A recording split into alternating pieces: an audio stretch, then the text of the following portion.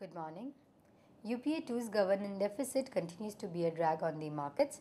The coal gate remains a major overhang. With the economy on a downward spiral, lack of meaningful progress on market-friendly reforms will further dent investor sentiment. Then there is the looming threat of a debt downgrade, which may add to the long list of macroeconomic woes. Today's start is likely to be muted as global investors have chosen to move on to the sidelines ahead of the crucial ECB policy meeting later today. The odds of ECB President Mario Draghi announcing a bond buying program have been rising. One has to see if the Draghi obliges the markets or disappoints by deferring the call on fresh monetary stimulus. Meanwhile, the RBI is unlikely to budge on its monetary stance unless it sees material signs of fiscal reforms. Essentially, the situation is unlikely to change much in the foreseeable future for the Indian or, for that matter, world markets. That calls for a measured approach in the near term, avoid needless adventures and stick to a stock-centric approach. A few economists expect the ECB to cut its main lending rate to 0.5% from 0.75%. Attention, however, is focused on bond buying measures. Any ECB action will be linked to political developments. Plus, there are worries that Germany may turn out to be a party pooper as far as ECB's bond purchase plan is concerned.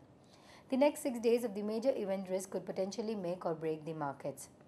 The Indian markets drifted lower on Thursday on the back of weak global cues, with the Nifty closing below the 5,250 levels.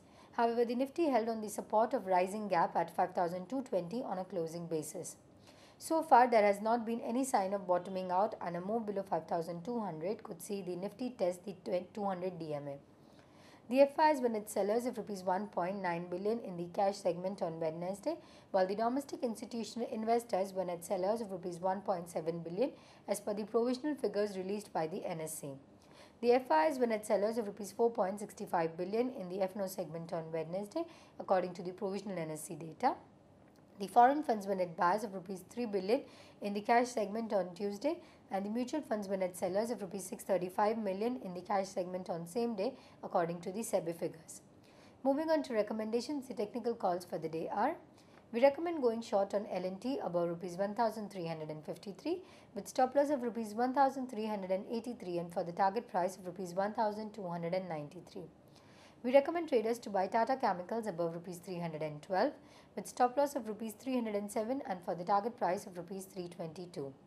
Our derivative strategy for the day is long Idea September futures above Rs 77 for the target price of Rs 81 and a stop loss placed at Rs 75. Thank you. Wish you have a great day ahead.